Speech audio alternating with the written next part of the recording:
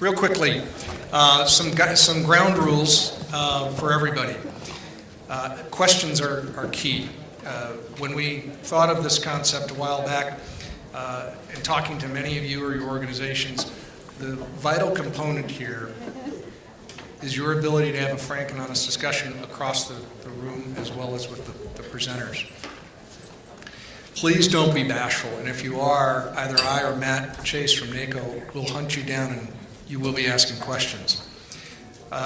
There's a reason for that. It's because we want to get the issues on the table. We have to have these issues out. There are a lot of things out there that not all of us are thinking about. But more importantly, as I've said and you heard from our previous speakers, everybody has a dog in this hunt. So we've all got to begin to start looking at ways we've done things in the past and start thinking of doing things in a new way in the future. So I'm going to start with the panel. I think everybody has their names in your agendas. So I don't want to introduce them, but I will ask them to introduce themselves when they do speak. But I'm going to start with some prerogatives here again with the microphone. I'm going to start with Sheriff Katusian, Peter Katusian, Essex County, Massachusetts. And you know, I'm sorry to do this to you, Peter, but why sheriffs? Why law enforcement? Come on up. So good afternoon, everyone. My name is Peter Katusian. I'm the Sheriff of Middlesex County.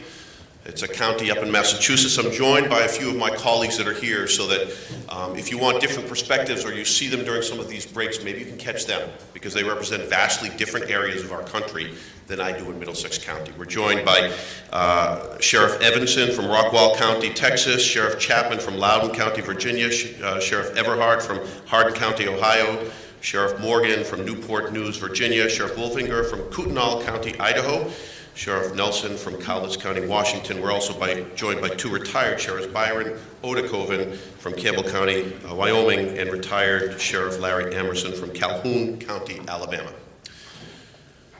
We represent thousands of sheriffs across this great country, representing our own communities, and wish to bring you some of our perspective and the idea that we can be of such great help. Let me just tell you a little bit about Middlesex County so you understand who we are. We're a county of 1.6 million people. It's one of the larger counties across the country, but it's made up of 54 cities and towns, a number of urban communities, suburban communities, and rural communities. So more of a makeup of what makes up this great country, a very great mix. We have about 1,000 inmates. 40% are jailed or sent to houses of corrections for up to 2.5 years. About 60% are pretrial, meaning they're held on bail or held without bail. Let me tell you a little bit about our population. Number one, 80% of my population are self-reported drug or alcohol addicted. Number two, 42% of our new admissions need to be medically detoxed for drugs or alcohol. Almost half have to be medically detoxed for drugs or alcohol. Number three, 50% of our new admissions have a history of mental illness for which they've been treated. And number four, something that's really important for us to all understand, is that of those people with mental health in my facility, 76 to 78% monthly also have a co-occurring substance use disorder at the same time. Almost everyone in our custody is there due to some form of substance use disorder, whether they are incarcerated for driving while under the influence of drugs or alcohol, whether for possessing drugs or buying drugs, stealing in order to buy drugs, and so often committing crimes under the influence that had they not been under the influence, they simply wouldn't have committed. I mean, a couple of categories have much higher rates: sexual assault and domestic violence, much higher rates of being under the influence. I don't do this as a gimmick, but if I could ask those of you around this table, if you know someone with a mental health issue, could you please raise your hand for me? All right. If you know someone with a substance use disorder, please raise your hand for me. If you know someone that has been incarcerated, please raise your hand for me.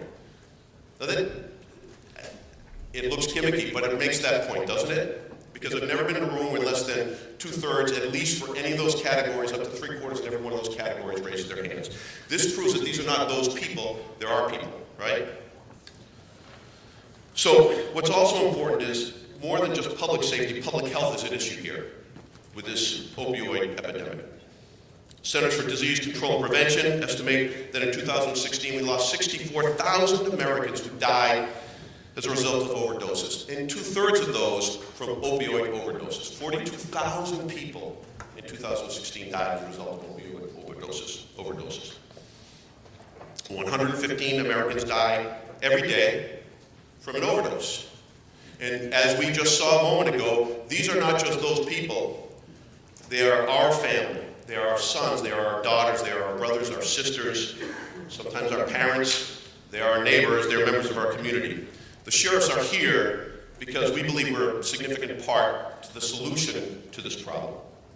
On the national, let me just explain a little bit of difference between the prisons and the jails, for some that may not truly understand, because so many think they're the same thing.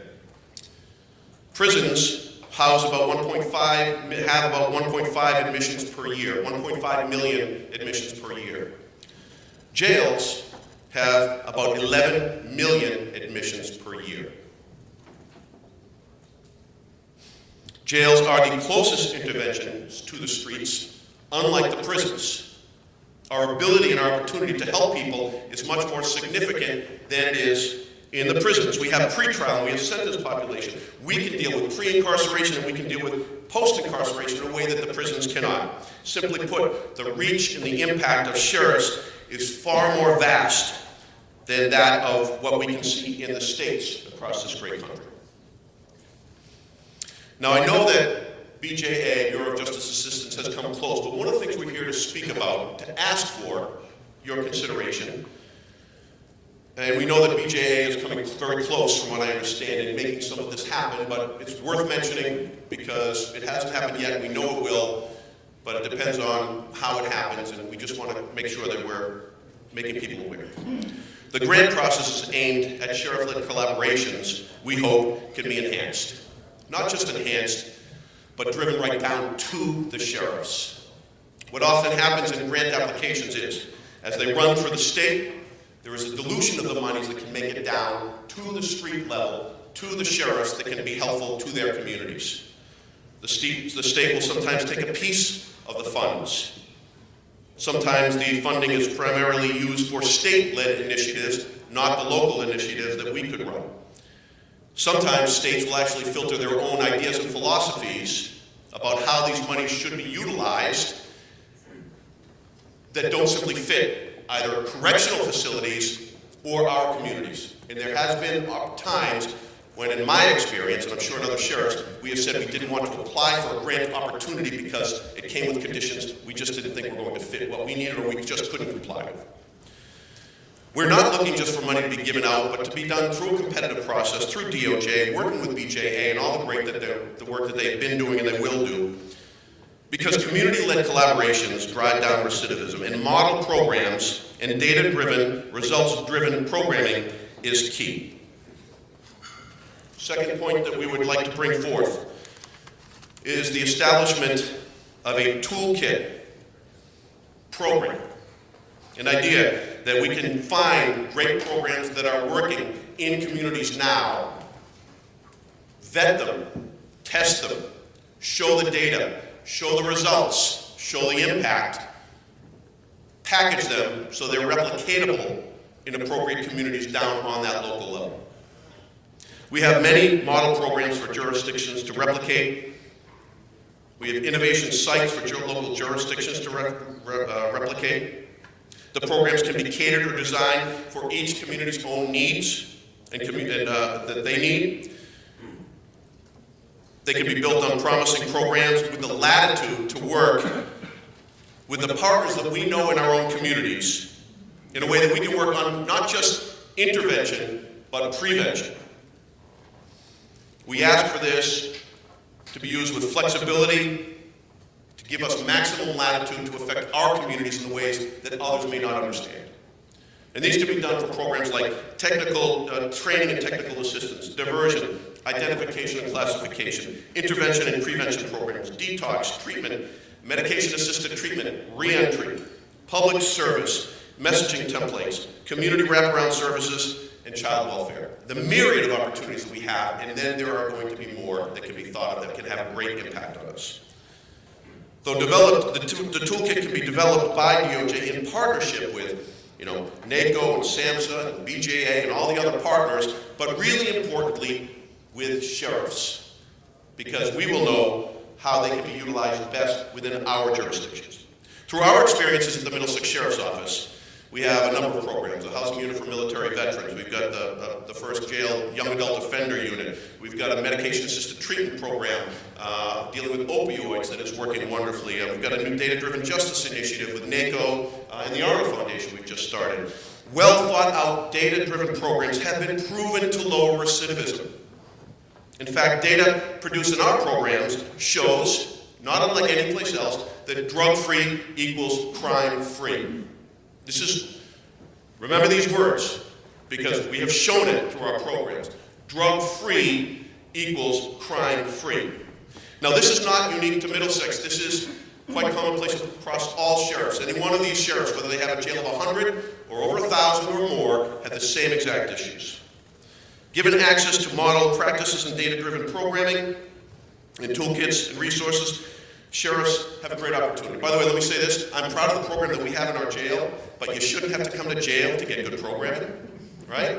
I mean, in some ways, jail can be a very appropriate setting, and you can, for certain people, it's what they may need, but the fact is you shouldn't have to come to jail to get good programming. You should be able to get it out in your community so you don't have to come to jail. And then when you get out of jail, you should be able to get good programming so that you don't have to come back into jail. We can do such great work in jail, but if we don't have the latitude to reach beyond our walls and our doors, we're not going to have the impact because there's no one else out there that is stepping in on prevention and then on the reentry supports. No one else is stepping out there, folks, except for some innovative sheriffs that are doing this. Sheriffs strive every day to improve public safety, to save lives, to save families and communities, and to save valuable taxpayer dollars. In closing, sheriffs are absolutely committed to making our communities safer and stronger. Sheriffs are a part of our communities and know them better than anyone. Sheriffs are the authorities in our communities and are highly respected in those communities. Sheriffs collaborate daily with civic, business, and faith communities in our own communities who are part of this solution as well. Sheriffs across the country are uniquely and critically situated as a significant part of the solution to our problems. On behalf of our communities, we sheriffs that are here and across this great country of America, thank you very much for your time. Thank you, Peter. I'm going to offer to our panelists, you can stay or you can use the podium. It's your choice entirely. You mentioned SAMHSA. I'm going to call upon Chris Jones. As you all probably know, Chris is with SAMHSA. Chris is a major part of what we're talking about here, and I want to turn it back over to Chris and get your input. Sure, thank you. I guess I'll be the guinea pig of this panel. I was hoping because my name was listed lower, I would feel last. I go backwards. That's fair. So from the SAMHSA perspective, as many of you know, the Department of Health and Human Services launched a 5-point opioid strategy last year, and we are contributing and implementing our programmatic and policy efforts within that broader framework that HHS has launched. We're probably the largest discretionary funder of opioid-related programming services in particular within HHS. And we had a program called the State Targeted Response Program, which was funded for the first time last year at about $485 million. And then that money just went out again to states recently, and then under the omnibus this year, we have an additional $1 billion grant program to states and tribes and territories that will be going out. And that program and the STR program is really focused on comprehensively implementing prevention, treatment, and recovery support services in communities across the country. And I think it complements much of what you've heard from the justice side. And I think, where we're really trying to focus in those efforts is to build the comprehensive system of care that does not really exist in most communities. So really to support upstream prevention efforts that are very, very critical, but also that as we are looking to expand access to addiction care, in particular medication-assisted treatment for opioid use disorder, that we're doing it in a high-quality manner that is connected to all of the other supports that individuals need in order to be successful.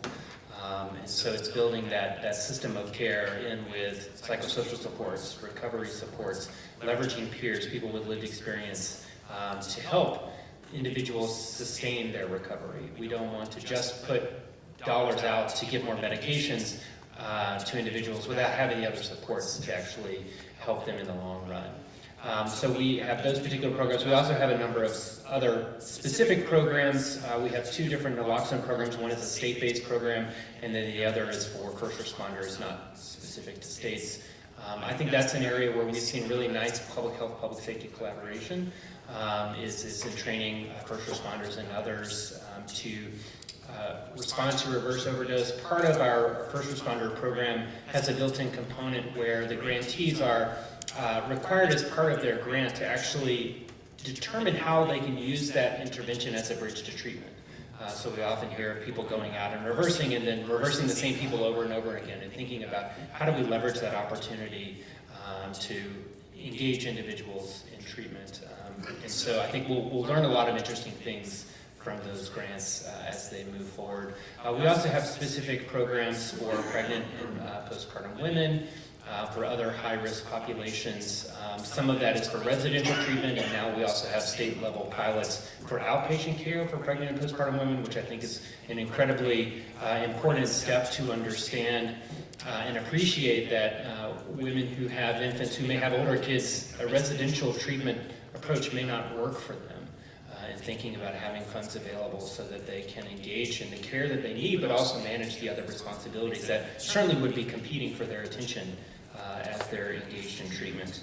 Outside of those programs, we also have drug courts and reentry programs. It's been a collaboration where BJA also has funding, and others do as well, and thinking about how can we work together collaboratively to ensure that as people are leaving incarceration, we're there, and the communities and grantees that we fund are there to pick up the individuals so that they don't fall through the cracks, so they can continue to access the services that they need. And some of our other grant program funding for medication-assisted treatment can also be used among incarcerated populations. So we have those particular areas, and they've been well supported in the omnibus. We got a pretty substantial increase in the President's 19 budget, another additional requested increase for our drug court and reentry programs, which I think are critical. When we look at our treatment episode data set, which is a sort of a state reporting data system, criminal justice is one of the most common referral points for treatment, and we certainly want to take advantage of that and make sure that those individuals who are being referred and receiving evidence-based, high-quality care. Outside of funding, we are working very hard around data analysis and evaluation to get information out as quickly as we can to help people with their planning of how they're going to spend dollars that are coming from SAMHSA, as well as to understand where there are gaps in services so that states and localities can better target the work that they're doing.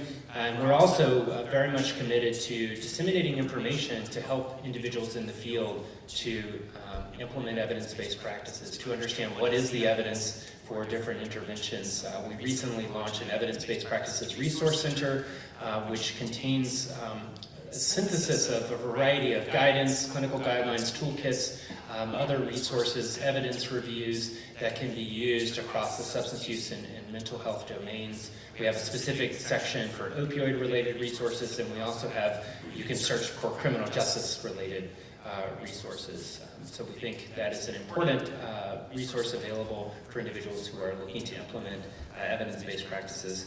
And the last thing I'll say is from a service delivery research, and I think this gets into, we were also asked to talk about what are some of our needs or challenges, is to really identify the innovations in service delivery. So the substance use treatment system has been siloed in many cases from the general medical system. That's certainly not news.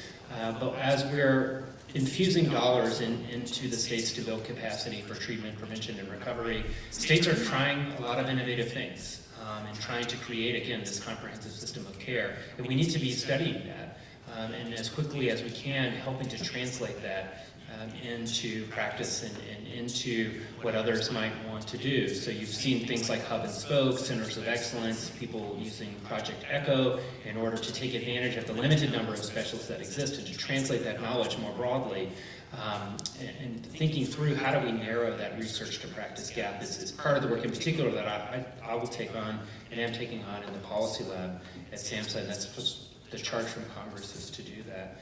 But I think some of the challenges and why the service delivery innovations are really important is that it's very much still a fragmented system in many areas. And if you think of an individual with opioid use disorder who's got some legal issues going on, who's got family issues, financial issues, there are many things to navigate and many government entities, so social services, Medicaid, housing, other government entities to navigate, and thinking about how can we build a system that can address all of those issues is a really critical piece, I think, to the successful reversal of the opioid epidemic. So those are areas that we're funding. I think another area is data. This is a challenge for us in public health. Oftentimes our public health surveillance systems lag by 12 months, 18 months, 2 years. Oftentimes our law enforcement colleagues have more timely data, and so thinking about collaborations, how do we get that information to inform our public health response and understand, in particular with the proliferation of illicit synthetic opioids. It's just such a rapidly changing situation on the ground, and areas across the country are impacted in different ways. And so I think there are lots of opportunities for public health and public safety to collaborate there. And then the last thing I'll mention is just how do we continue to make progress in reducing stigma and helping people to understand that medications are effective for opioid use disorder, and trying to meet communities and individuals where they are, but also pushing the science and saying, this is what works. How do we help pursue that, and how do we implement that in practice? Thank you. Thanks, Chris. Michelle, judges. Let's talk a little bit about, are judges really that important to this whole scheme of things? The laws are written, the sentences are given. Where do we go? Well, the first thing I'd like to say is that my name is Michelle White. I should introduce myself first. Oh, that's helpful. Thank you. I'm not a judge, and I learned a long time ago that you get yourself in trouble when you say you're speaking on behalf of a judge. So I will say I'm here on behalf of the court system to give myself a little bit of cover. I work for the National Center for State Courts as in that capacity. I am the project director for the National Judicial Opioid Task Force, and also the executive director of an 8-state court-led initiative entitled the Regional Judicial Opioid Initiative.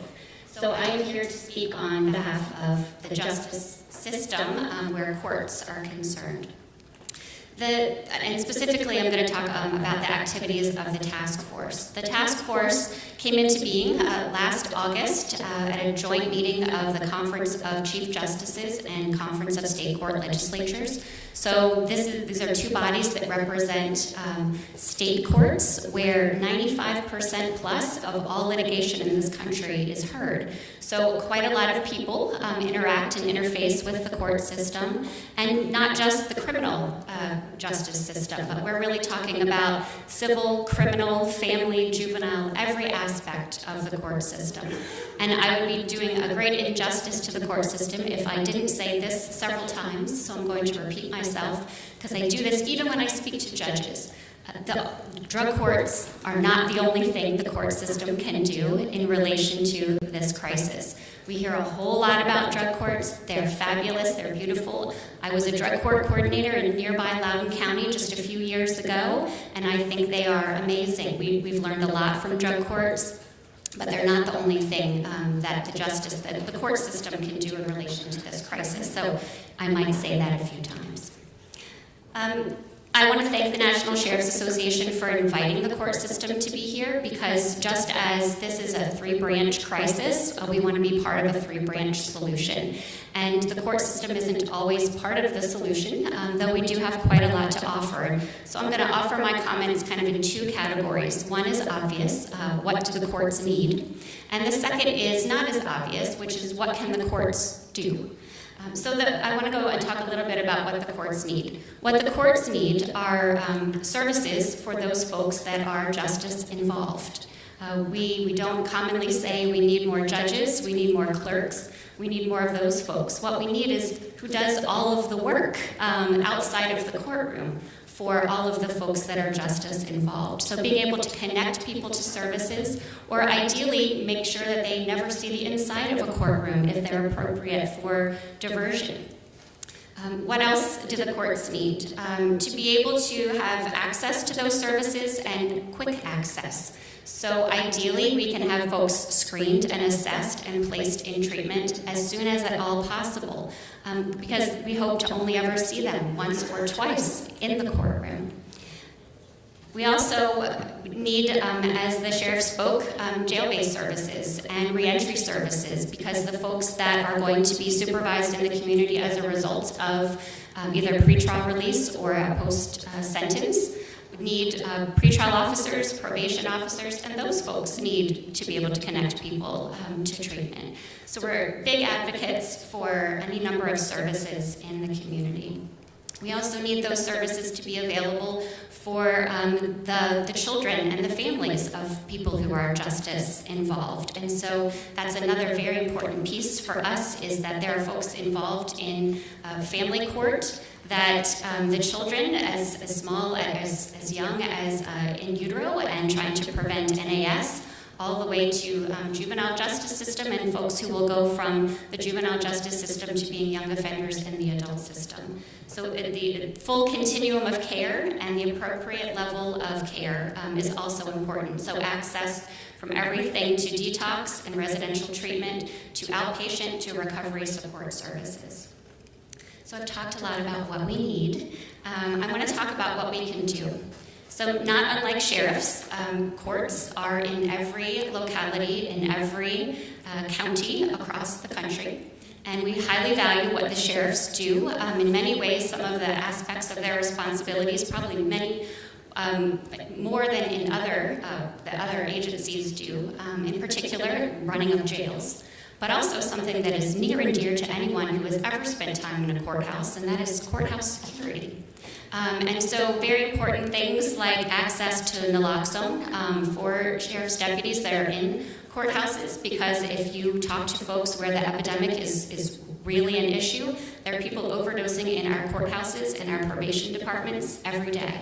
So access to naloxone for those deputies, but also for ideally anyone who works out in the field, is also very important. What else can we do? Convene people. We're very good at that. Judges, just like sheriffs, are prominent folks in their communities and are really good at pulling people together. Would anybody say no to an invitation from a judge to a meeting? I certainly wouldn't, and I have never, I don't think. So when a judge sends an invitation, people come. Even if they are not the folks that are the subject matter experts, they can really bring folks in a community together.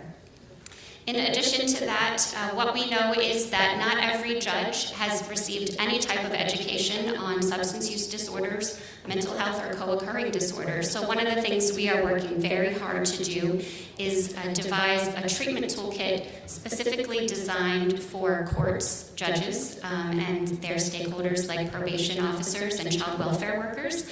And that is because in many ways, again, we think of the criminal justice system and those judges who have probably had the most exposure to that kind of training and education.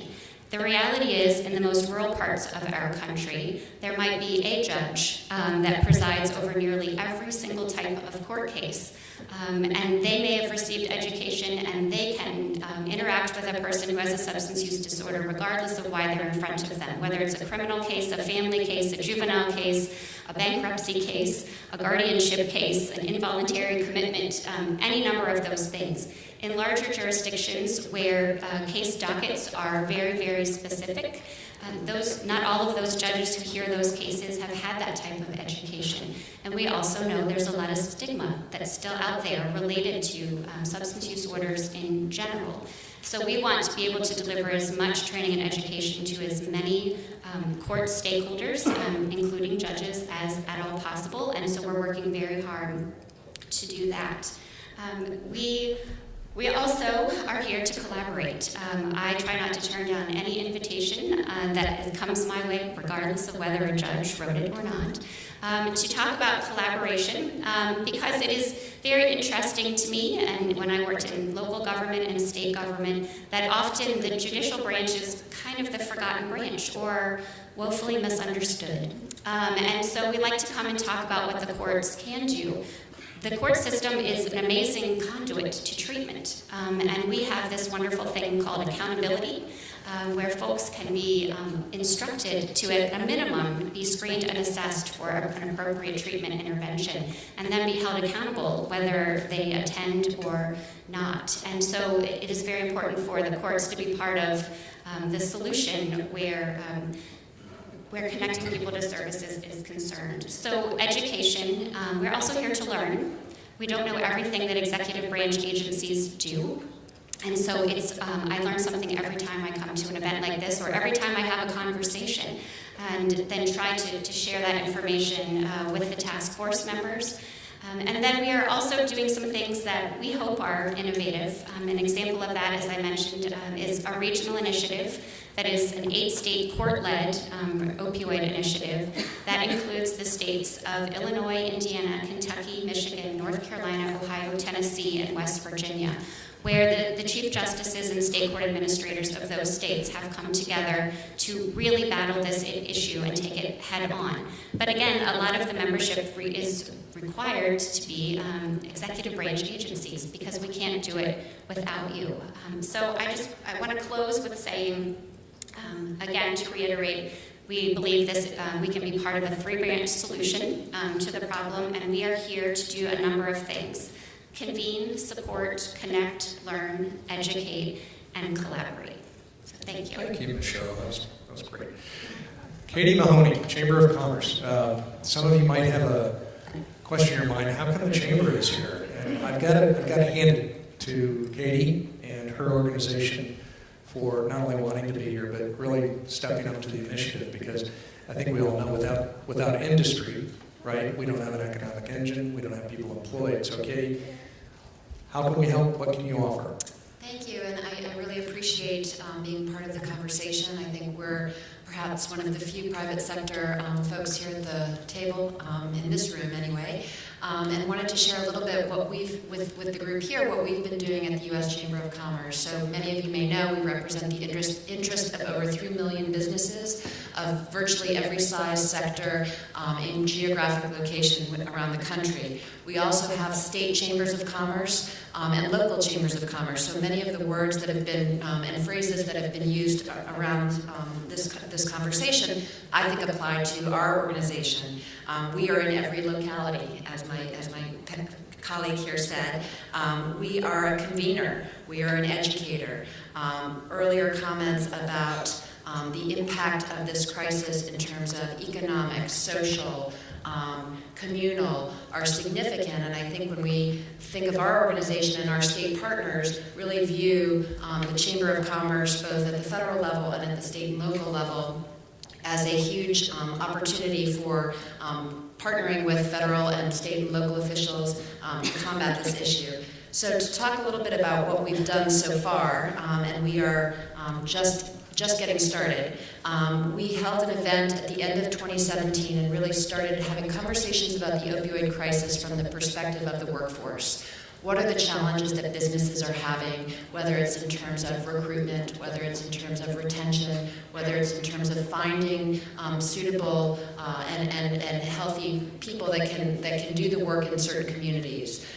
We followed that event up with an event in March, which took on a much broader perspective and I think speaks to our evolution and the continuing awareness and education about this crisis.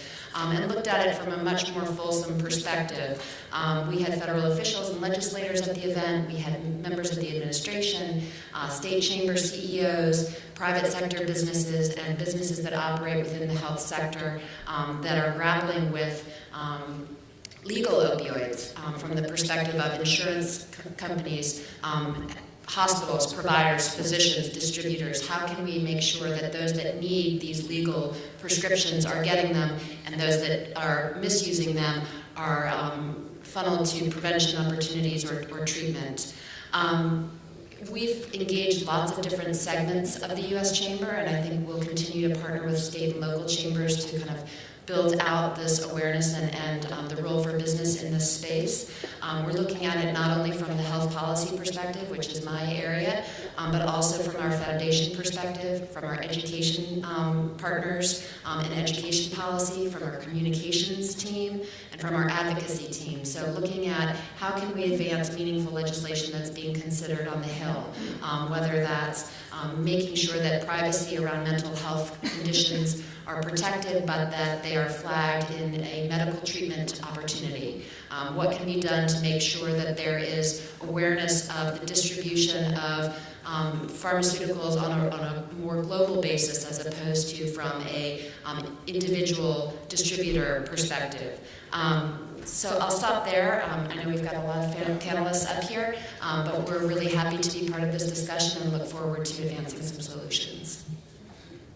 Robin, children. Yeah, thank you. My name is Robin Gertner. I'm the Director of Data and Technical Analysis in our HHS Office of Human Services Policy. That's a long one, and it's even longer than that, but I'm going to refrain from going into bureaucracy. I'm going to talk a little bit about child welfare. We all know that children are heavily impacted by the crisis, but it seems a lot of the interventions that are built out in communities often don't really encompass children's welfare and well-being enough. I'm going to just put out some numbers for you. 8.7 million children in the U.S. have parents with a substance use disorder. We've got 270,000 kids in the foster care system. More now, that was in 2016. The numbers are going to be even higher now, and that's been rising steadily over the past 5 or 6 years.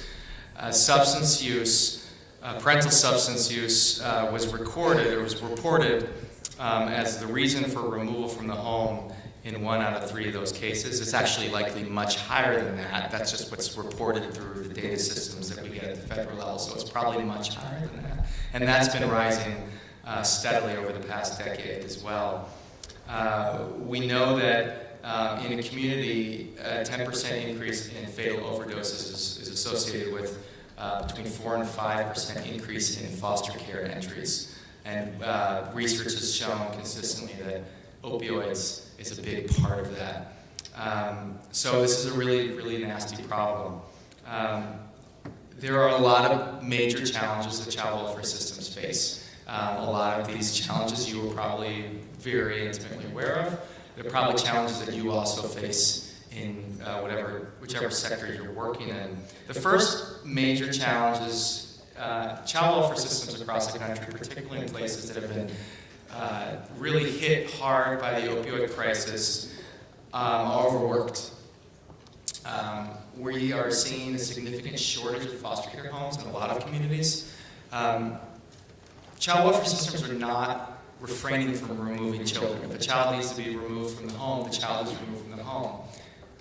But there may not be a place to put them. So in some of the more dramatic cases, we have kids that are staying in offices, caseworkers are taking kids to hotels while they're waiting to find a home that they can go to. We've got a significant shortage of human capital, of staffing, of caseworkers. We've got caseworkers who 5, 6 years ago, we'd have very experienced caseworkers with master's degrees, and these days they're having trouble keeping those slots filled. There's intense burnout. Caseworkers they have their own mental health issues to deal with that you can imagine. Many of you, maybe first responders or industry, being sheriffs or working in law enforcement, and you know that psychological toll that it takes dealing with this, and the opioid crisis has just amplified that dramatically. There's an intense amount of pessimism in the child welfare system.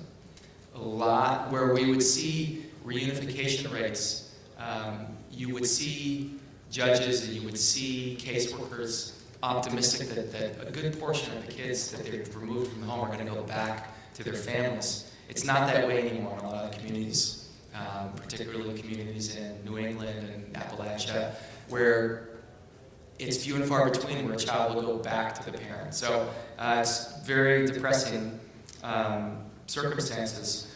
Another major challenge that we see is limitation in treatment.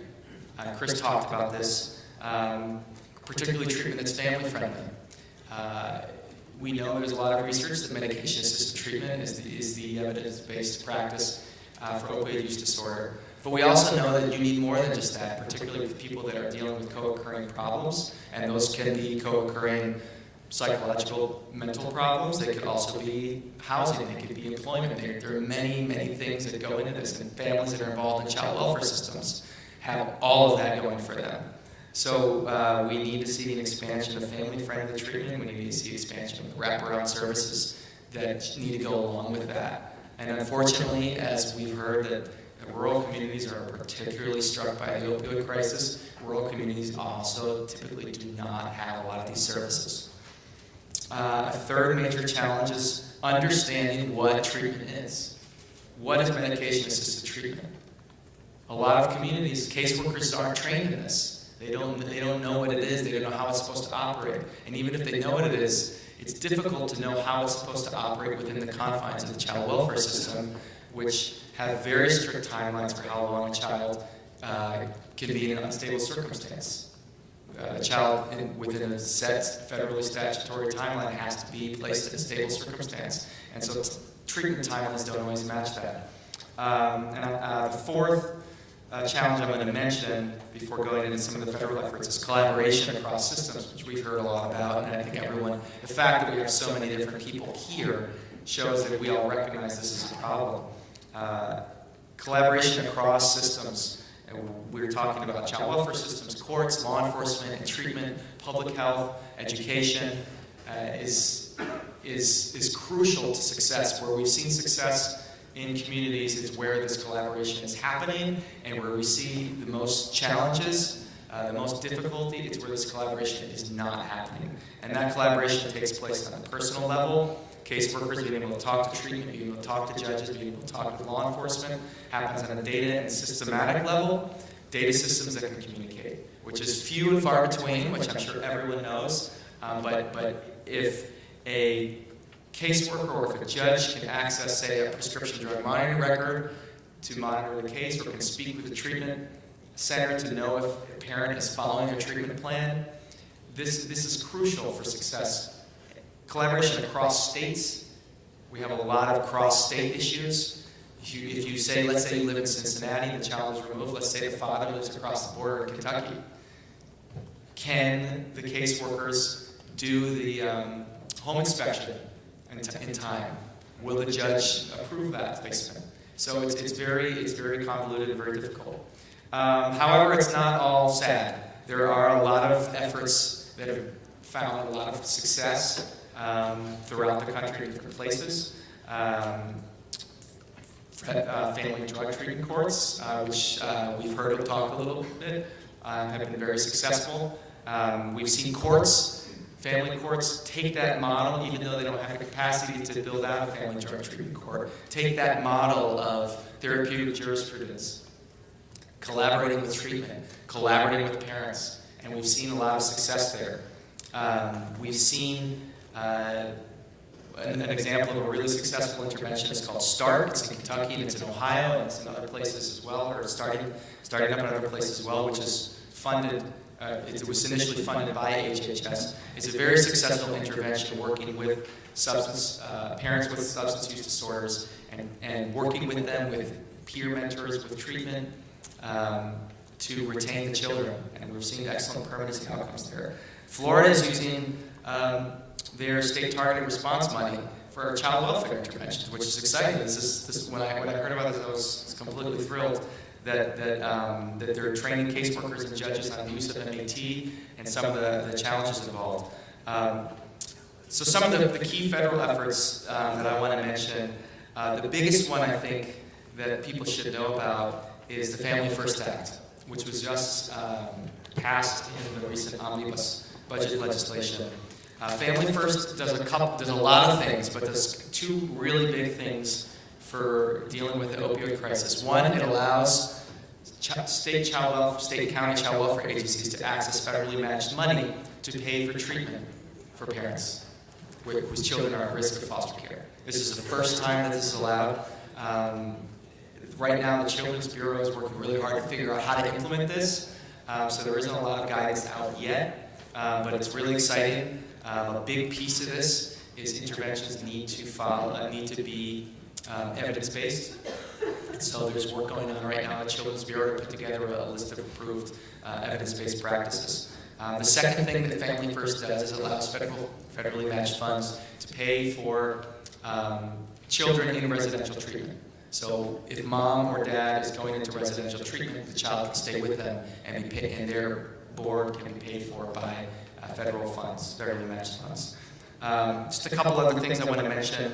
The Administration for Children and Families has recently received $100 million more through the budget for regional partnership grants, which are local collaborations across systems for children affected by parental substance use. And these are very innovative programs that are meant to build evidence that can then be replicated and scaled up in different parts of the country. Some of the best interventions that we've seen in communities come from this program, so it's very exciting that money is going to be available. And just the last thing I'll mention is SAMHSA, along with the Administration for Children and Families, funds the National Center for Substance Abuse and Child Welfare, which is a great TA resource that communities can access that provides support to child welfare systems and courts to find the latest and greatest promising practices, interventions, a lot of educational opportunities there. So we're doing our best at the federal level, and I think there's a lot more that can be done in collaboration with states and communities. Robin, thank you. Let's kick it over to faith-based. So where does God belong in all this?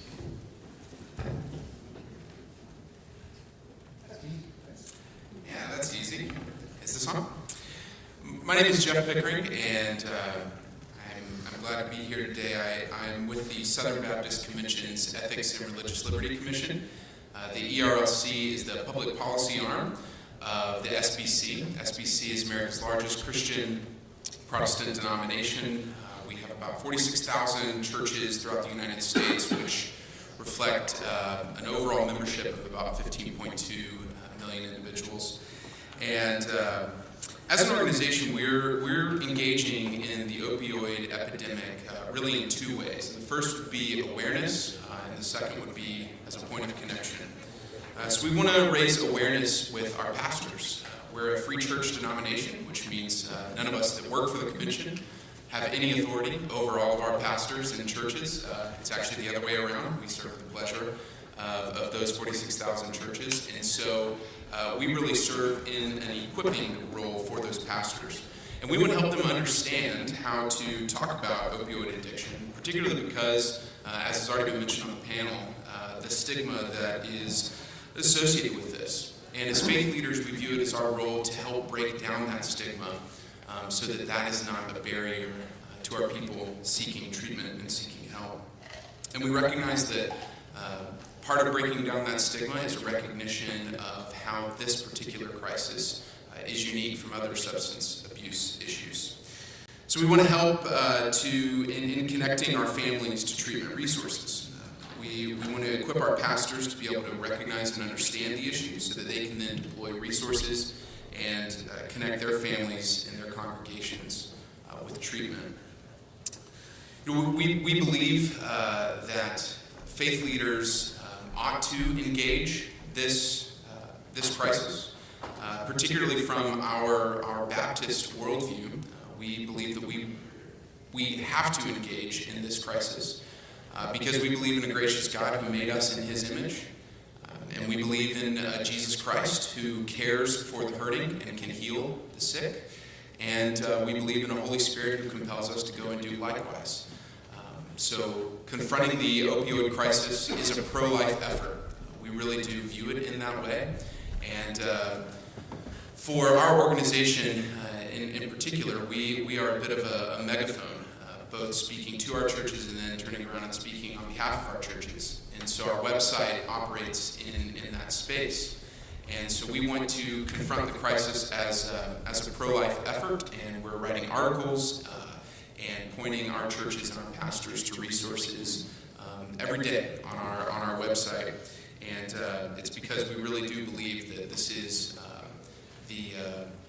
a pro-life effort, and it's a natural part of what we do. And so we're glad to be here with you to learn from you and to work together as just one spoke on the overall solution.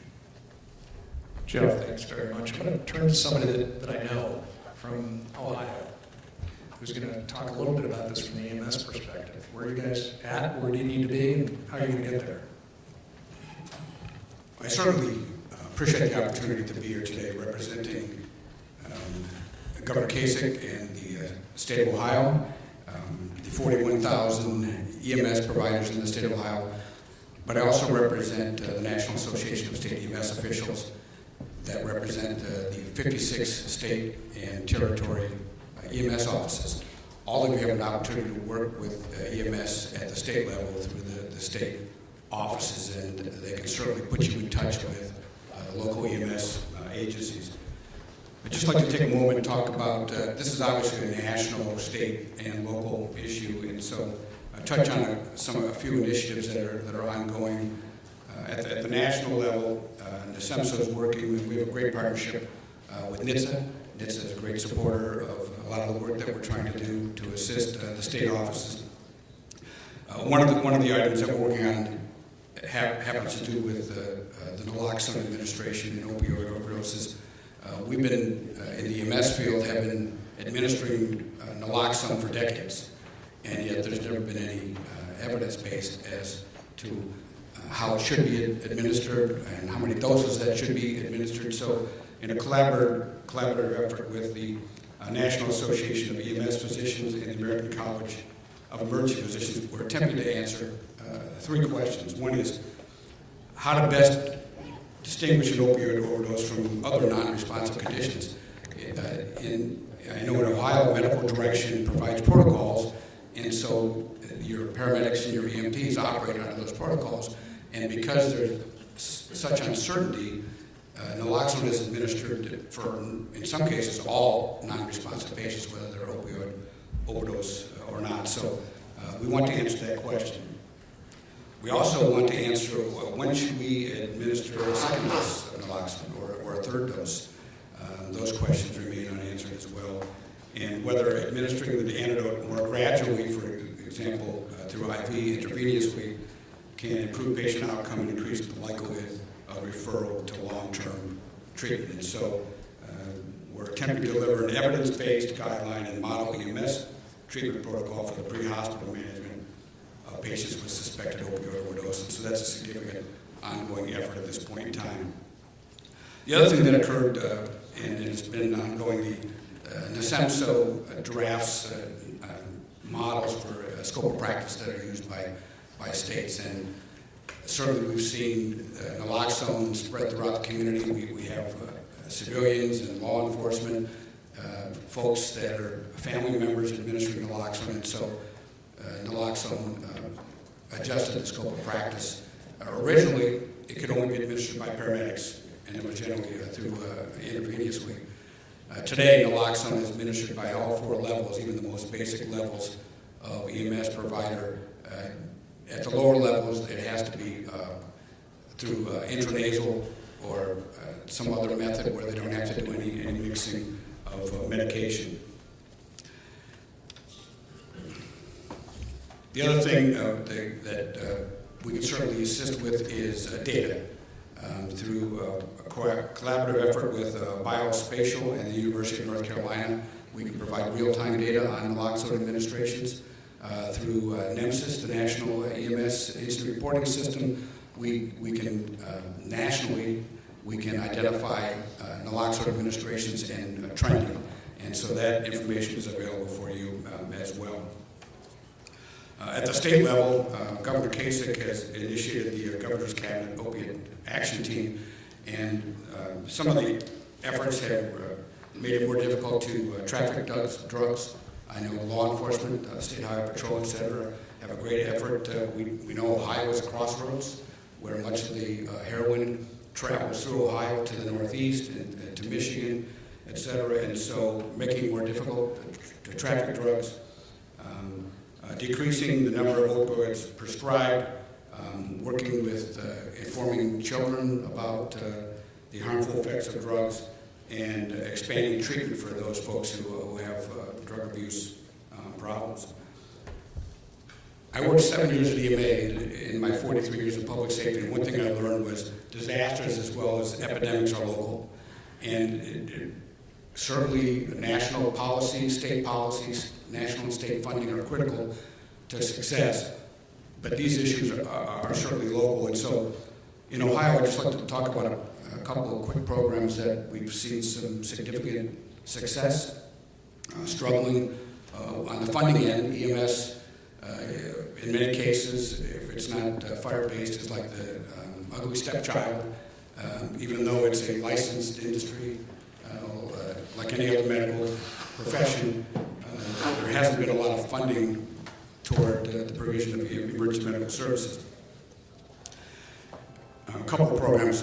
Columbus has initiated a program as a public-private partnership where if they respond to a residence and they revive a patient and the patient does not need medical treatment at an emergency department, they transport the patient to an addiction stabilization center, Maryhaven Addiction Stabilization Center. And so they're seeing great success with people actually agreeing to go. One of the struggles they have is, and this is probably a national issue as well, is about 20% of the people that are revived refuse transport.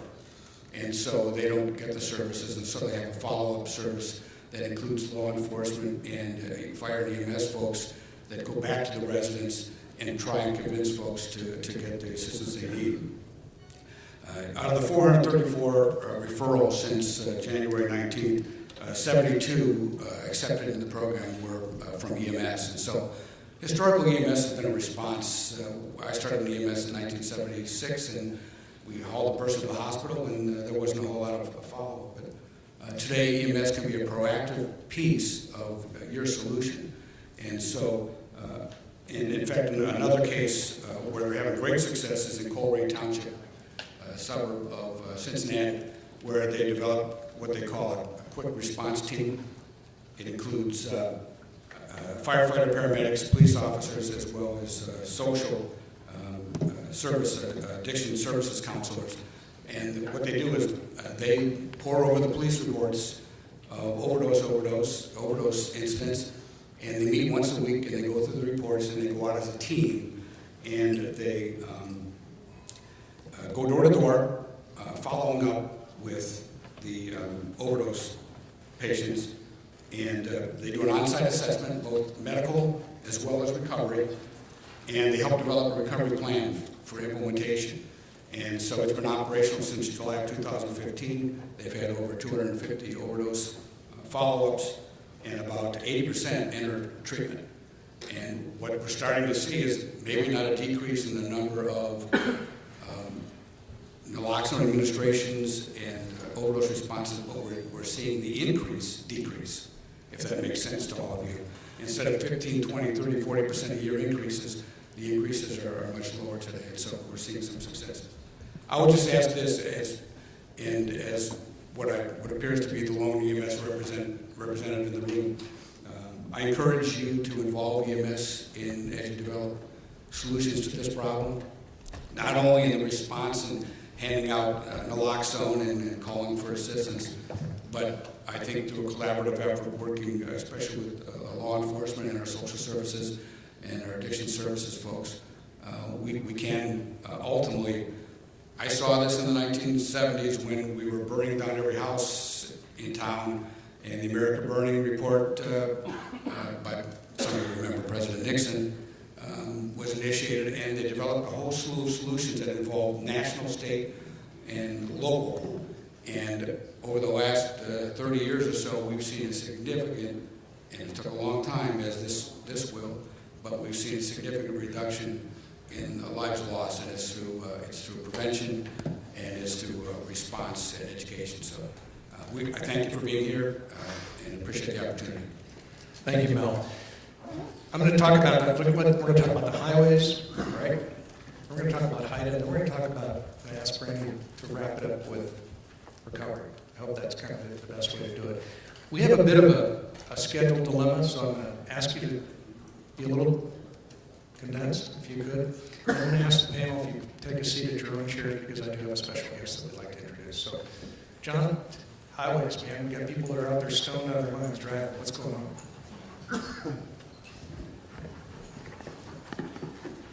Okay. Thank you, Jonathan. My name is John Marshall. I'm with the National Highway Traffic Safety Administration. And when you talk about the opioid epidemic, something that's often overlooked is its impact on traffic fatalities and highway safety. So I appreciate NSA not overlooking that and having NHTSA here. And certainly this is not overlooked by our Deputy Administrator, Heidi King, who has made drug-impaired driving a priority for NHTSA going forward. As far as what we need, I would ask for a rain check on that, because this is very much a work in progress, but I can say that it will certainly have a component dealing with data, a component dealing with technology, and without a doubt, one of the pillars will be strengthening and enhancing existing programs that NHTSA is already involved in as far as traffic enforcement. And let me say that that's where the real difference is made out there on the street. If we're able to bring down traffic fatalities, it's because of EMS, and it's because of our troopers, our deputies, and our officers who are out there every day courageously patrolling our highways and removing the impaired drivers. But the three programs I'll mention is our Drug Recognition Expert Program that NHTSA manages in partnership with the International Association of Chiefs of Police, the ARIDE program, Advanced Roadside Impaired Driving Enforcement, and it all starts with SFST, standardized field sobriety testing that NHTSA also manages at the national level. So I'm sure that going forward, our initiative will have all those components and probably some other ones in addition, because we're trying to be creative and think outside of the box when it comes to traffic enforcement. So again, thank you, Jonathan and NSA, for not overlooking highway safety and the impact of this epidemic on our roadways and our safety and people being killed in crashes that are completely preventable. Thank you, sir.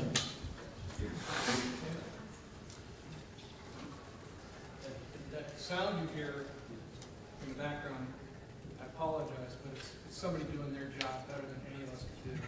It's what the canine is. So don't be alarmed. I think I'm great. Thanks so much, Jonathan, and thanks so much to the National Sheriff's Association. I'm here representing the National High Intensity Drug Trafficking Areas Program, and I'm really grateful to be here because the NSA and many other law enforcement organizations really form the backbone of the HIDA program. Strategic partnerships are really the linchpin of everything that we do. We feel really proud and thrilled to be part of the HIDA program because as a federal grant program, we like to believe that we have the resources of the federal government, but the agility of a local program. And a lot of the solutions that were talked about by my fellow panelists today are things that we're already doing in one of the 29 regional HIDAs that exist throughout the country. I say 29. If we had met on Monday, I would have said 28, but happily we just designated HIDAs in the state of Alaska. So now we have designated HIDA areas in all 50 states. I will be really brief in the interest of time and just say that we do have a whole panoply of solutions, and if you live in this region, you very likely live in a HIDA designated county. 67% of the population does live in a HIDA county, and we're doing all sorts of exciting things, both in the realm of law enforcement and in partnering with public health and prevention initiatives. HIDAs have been early adopters in the areas of giving naloxone to law enforcement, in partnering with public health agencies to enhance and improve data systems, and in working with prosecutors to make sure that the folks who are involved in fatal drug overdoses are prosecuted to the full extent of the law. I will be around. I'm happy to meet with anyone separately if you have questions about HIDA, but for that I think I'll just wrap it up and ask you to contact me directly if you have questions. Thanks. My turn. Is it on? Yep. Safe recovery for the last. Here we go. Hi, everybody. My name is Brandy Izquierdo, and I am the Director of Advocacy and Outreach for Faces and Voices of Recovery. And I'm going to be very brief and quick with my message. I want to thank everyone here. I am a person in long-term recovery, and each and every one of your systems has touched me in some way, shape, or form. Jails and institutions, prisons, probation, DEA, I've met them, sheriffs, U.S. Marshals, domestic violence, treatment. All of you got me to the path, but recovery keeps me there. And that's powerful. It actually gets me choked up. I think one of the most important things is really destigmatizing what recovery is, understanding what it is, getting to the nitty-gritty of what it is. It's not only about treatment, and it's not only about collaboration, but it's about lifting the recovery community up. It's about bringing them to the table, making sure they're part of the conversation, not just another check mark on the box that we were at the table, but to really listen to us and see what we have to say. I started using drugs and alcohol at the age of 11. I say that because I think the U.S. Department of Education is here. We really missed the mark in many ways. We know more than you think we do, even at the age of 11. There are just so many different components to recovery, and the recovery support services need to be top priority. A lot of the collaboration with law enforcement needs to be with the recovery community. I was laughing earlier with one of my colleagues. I can see a dope deal go down way before anybody else. I've been there. So that's really what we do. I just want to say one of the challenges, I have like 20-some notes here, but what we really need, like I said, are the recovery support services. And what Faces and Voices of Recovery does is we unify those voices, we mobilize those voices, we provide technical assistance and education and training to all facets of the system, including law enforcement. For Maryland, for example, and that's my hometown, I've developed an integrated forensic peer recovery specialist training to work with law enforcement. We've trained individuals inside of the prisons because even in prisons, you can actively use. And when they're actively using and being released. And that is one of the huge issues, is how do we connect with law enforcement, prison systems, jails, to make sure that recovery supports are in those locations so that when they come out, they have the skills to do what they need to do to continue their path of recovery. So we've developed those trainings, and we've started training individuals inside of jails and actually Eastern Correctional Institute who with life sentences. And that's really important because that's their community. And we can either have a good and vibrant community and a positive community or a negative community. So I just kind of want to end it with that, with a big bang, that I've been in recovery since March 11th, 2011, and if it weren't for my recovery support services and systems and networks and people like you, I wouldn't be here today. So thank you.